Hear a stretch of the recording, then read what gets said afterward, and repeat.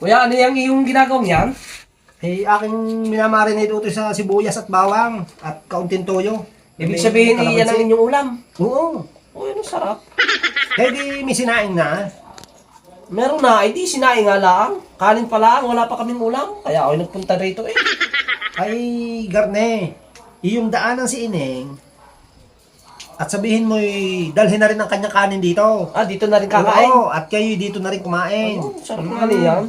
Pag ako'y nakadilhin siya ng masarap na ulam, edi dito tayo salo-salo. Lahat kayo makakatikim. Pupunta ko siya sa kanila. Sasabihin ko dito na din kumain. At aray, pakukuluan ko na din sa Coke. Kanya ka ma, naghugas ka ng kamay. Nilamas mo na yan eh. Abay, oo naman. Malinis ang aking kamay. Siyempre, pagkain aray, at saka kailangan kamayin at nang manuot ang lasa. Ah,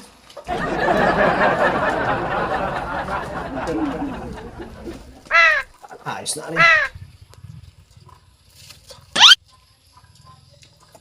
Ayos na nga ang lasa. Tikman mo nga kung ang lasa ay ayos na.